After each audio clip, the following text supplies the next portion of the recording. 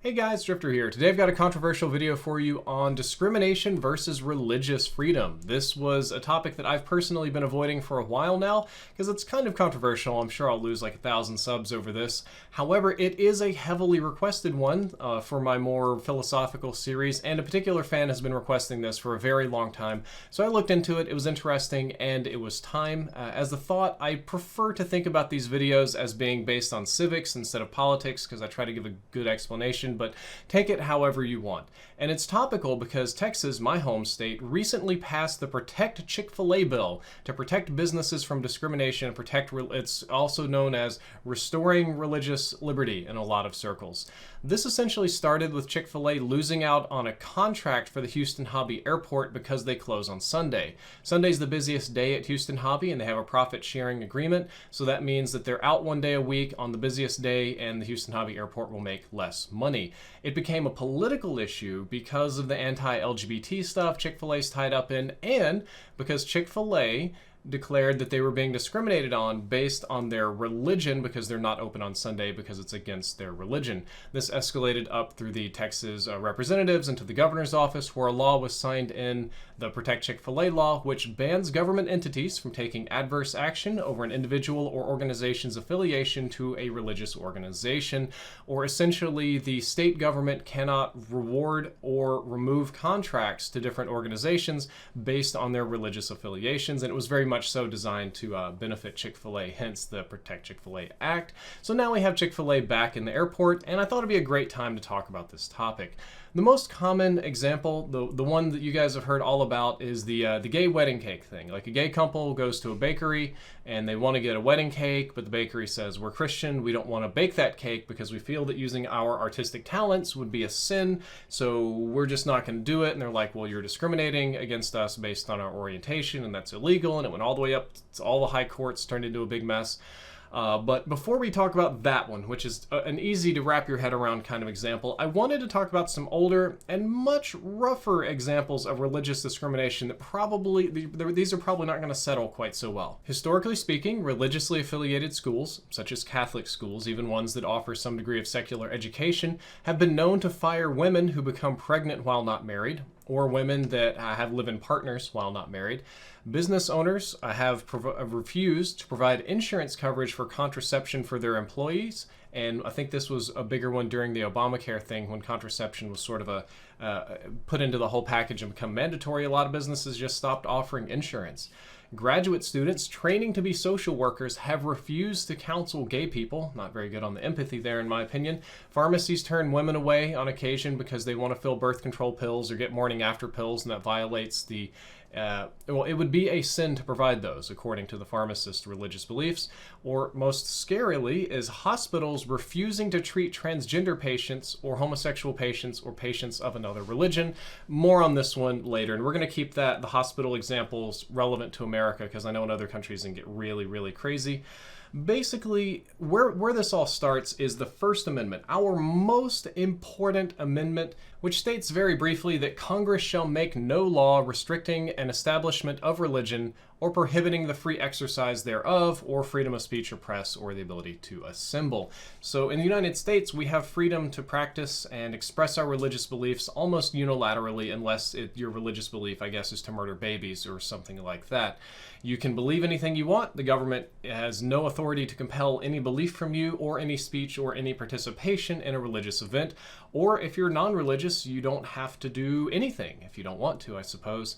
And originally this was a federal law, so states passed some of their own laws that had religious requirements. However, in the Cantwell versus Connecticut Supreme Court decision, the Supreme Court decided that states also cannot restrict or enforce a religion, so all of those laws were made invalid. In our more specific example today, the original ruling on the wedding cakes was that they were in violation of a state law that required non-discrimination of any place that offered a public accommodation. that's a government facility or an open to the public type of business, which is most businesses, you know, the storefront, a shop, you can just go in and stuff like that. Because the bakery did not offer their services based on this to this couple based on their sexual orientation, it was counted as discrimination according to the letter of the law, because the law is basically that if you offer a public accommodation for your business, you can't discriminate on race, gender, religion, ethnicity, orientation, whatever, the giant list of things that just keeps growing.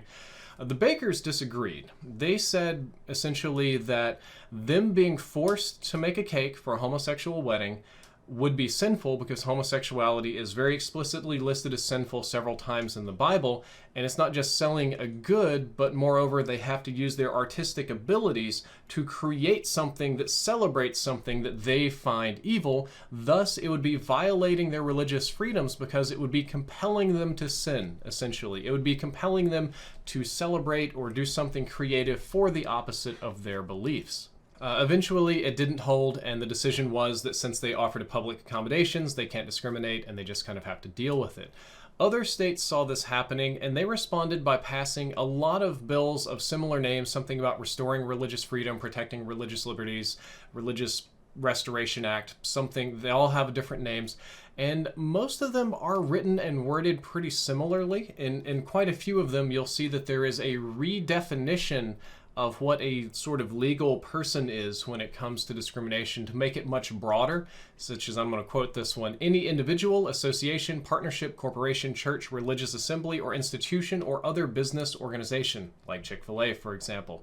So the description of a person or corporation or business has gotten much larger, and the law also states that government shall not substantially burden a person's exercise of religion, even if the burden results from a rule of general applicability, which is essentially invalidating the other laws, that you can't substantially burden somebody's religious freedom, even if it has to do with the public accommodation and non-discrimination laws. And interestingly, in this, there's also a section that says that it does not apply to the government compelling interest from its citizens. Almost every state has this. So if, say, the state government of Texas wanted to do something and they needed to hire somebody to do, or force them to do a thing that they viewed as religiously discriminating or sinful, the government could still do that because it's in the government's interest. But businesses don't have to comply. It's a very dirty sort of double standard right there, right? And I do want to make a point on this one. We'll stereotype a bit. I know a lot of you are thinking about the southern states and Texas, and you're going to want to blame conservatives exclusively for this. But up until very recently, like maybe the last 5 to 10 years, most of these laws were passed in bipartisan efforts with support from both the Democratic and Republican Party attempting to win over voters. So it's really not an issue of bias in this case.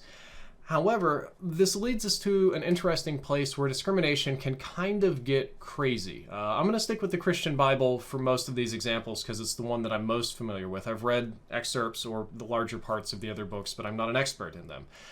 In several places, the Bible condemns tattoos, like Leviticus chapter 19, rounded haircuts, another one in Leviticus. The book of Mark forbids divorce, and women speaking in a place of worship in Corinthians, that's New Testament stuff. So given this, should it be legal to require women to not speak at church? Can it be legal for a restaurant owner or, say, a baker to refuse services to somebody because they have a rounded haircut or because they have a tattoo or something more obscure like this? Usually it's applied to homosexuality or supporting other religions such as Islam, Judaism, Buddhism, or something like that. Or what about doctors? Should doctors and pharmacists be allowed to discriminate against anybody? It definitely goes against their ethical code that they swear by. But as an example, in 1995, there was a person by the name of Tyra Hunter, a transgender woman, male to female, was injured in a pretty serious car accident. The paramedics arrived and began treatment. When they cut her pants, they found a donger in there, discovered that she was transgender, and generally withdrew care. The EMTs and paramedics stopped treating her. They did transport her to the hospital. Hospital was generally uninterested, and they gave her very, very subpar treatment, which ultimately resulted in her dying. When there was an investigation into this, It was discovered that they refused to treat her for religious reasons, and ultimately, though, not one single person involved was punished. However, the hospital did lose a civil lawsuit and they had to pay out a lot of money.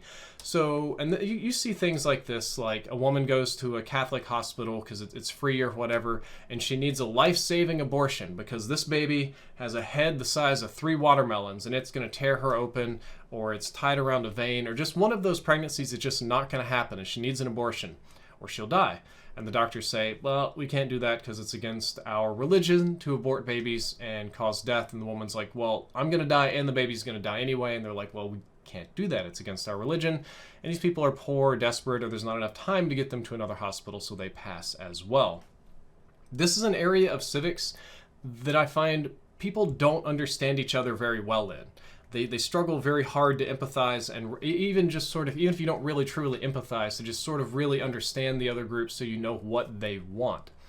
And the reason for this is because we all grew up differently. We have different beliefs, different backgrounds, different experiences, and it creates different biases. I have bias, you have bias, we all have bias for different things, even if it's bias that I prefer chocolate over vanilla, More importantly, for the topic of today's conversation, people's hierarchy of loyalties are also very different, which can lead to significant conflicts.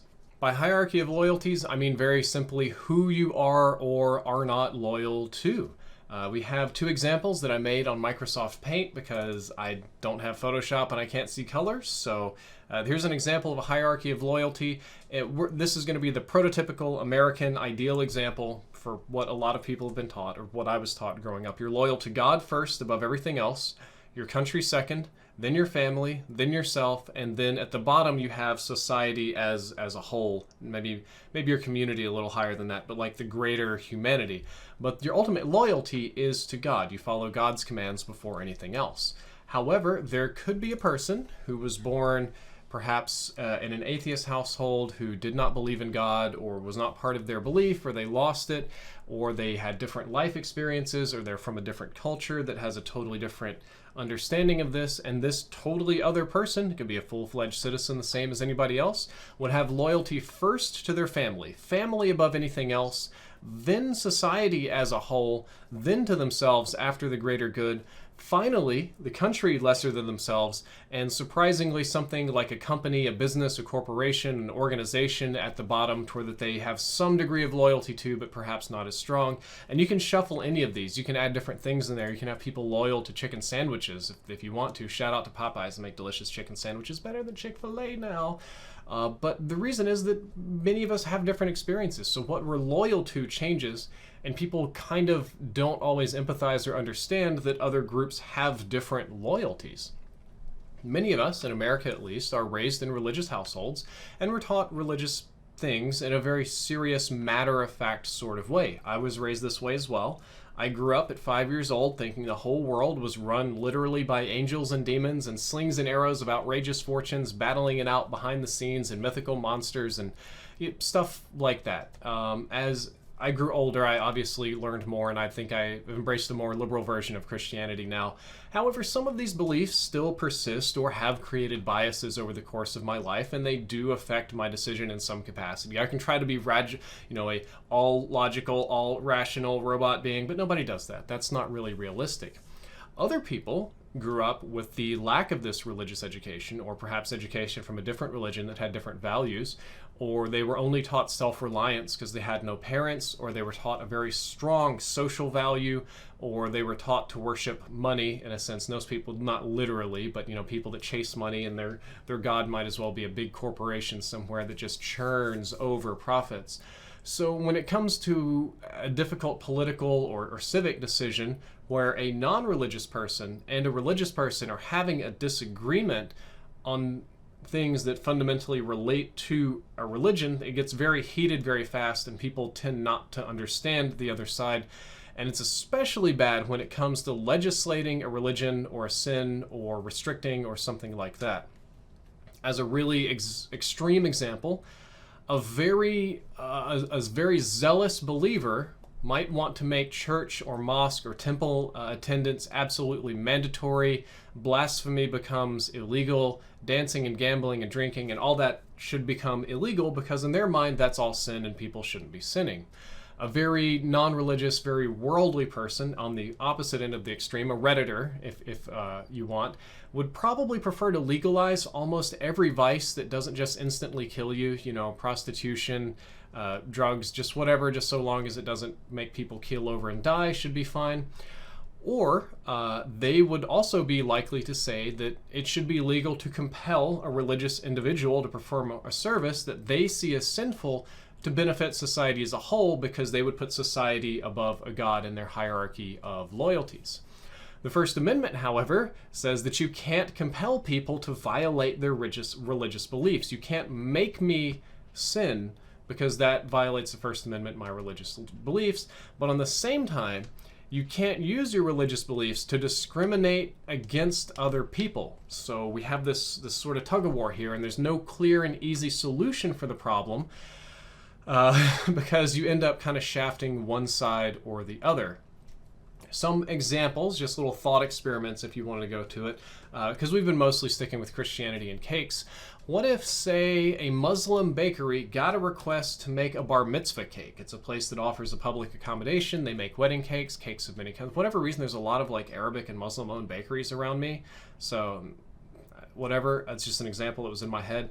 What if a Jewish family ordered a bar mitzvah cake and they were declined? That would be religious discrimination. Should we compel them to make it? What if a Christian counseling service, which there are many around me here in Texas, decided to refuse to help somebody because they're a devout Hindu? Especially if the issue is a non-religious counseling needs, because the Christian counseling services around here will counsel you on non-religious things. From a variety of things, from PTSD to self-control or whatever. But what if they turned you down based on your religion? They take insurance monies. Oh, I don't know why. What about a gas station that refuses to sell gas to people with hybrid cars? That's more of a political belief. What about a black-owned restaurant refusing to seat or serve people that they suspect are neo-Nazis, assuming that there are no other weird problems going on or fights or whatever? What about a Chinese restaurant designed for Chinese people only, where whites and blacks are not allowed to attend? All of these issues run amok of your freedom of self-determination of business, which is it's not a legally defined freedom, but generally businesses in the United States have a lot of leeway to decide who they want to serve and not serve and how they want to operate. These issues can run amok of freedom of religion, because you're either discriminating against people based on religion or compelling them to sin and violate their religion in violation of the First Amendment, various protections against discrimination, and just loads of other complicated issues. So there's not a real clear-cut decision at the end of this video that's going to say, I think people should do blank, and we're going to blank, and that's what I'm really going to push, because that's not really what I want from these videos. From these videos, my goal generally is to get you, the audience, thinking about things. But I am going to offer my personal opinion here at the very end, aside from all the facts, and the fact part is over. We've got just a few minutes of opinion if you want to listen to it. I think that the original statute for the bakers kind of had this thing right. If you run a public business that has walk-ins welcome, doors open, coffee shop, car repair, phone store, grocery store, gas station, whatever, then you should be required to provide your services, artistic or otherwise, to anyone, even if you consider it sinful. The reason for this is that I think if we go too much on the other side, we're going to put Jim Crow back in place. I grew up in the Mississippi Delta, where businesses are still almost Jim Crowed in some way. They're very clearly white and black businesses that you're not supposed to go to if you're not, part of that group. And it can get a little ugly on occasion. It's better now than it used to be, though. So if you go too far to the other side, you're going to end up like all these weird segregated businesses. And yes, I do think that people should be legally required to sin to accommodate a customer if they run a public business. And even though that does violate the First Amendment, I think there's an easy workaround here. I think that there should be an alternative option for a person or an artist or a business to create a more restrictive, appointment-only, religious-run, or club-type business that will give them the freedom to discern more on their clients, including discriminating against some. Like if you want to make a Christian-only business, or if you want to make a blank club or a Chinese association or whatever. And you have to be very careful on this, because I've seen the club thing go very, very wrong, like the Crystal Club in Greenwood, Mississippi, because you had to be a club member to eat at this restaurant, and the club membership was based on one thing in particular. not anything else. So you would need to be really restrictive on how you word this and how you set it up. But the idea is that this gives individuals, artists, and religious groups the ability to choose to use their skills in a certain way or a certain category before hard committing to something. So if you're a religious person and you don't care about serving gays, then make a public business. If you're really worried about that, then you're going to have to go through some sort of process. And I think that, to be fair, it should be a somewhat difficult process with lots of hoops and restrictions and registration and auditing to make your business more of a very private, lockdown, Christian, limited business that takes appointments and stuff like that, so that you cannot be compelled to sin to discriminate against your religion. That's the whole sentence. I'm losing my track here a little bit. It's hot today in Texas. I think that's a good compromise, and I think we would have to do it more in favor of the public accommodation and less in favor of creating just a whole bunch of businesses that have unlimited discrimination, but that's kind of what I was thinking about it.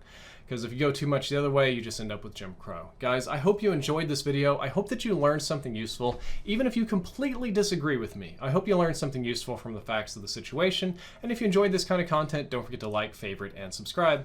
Drifter out.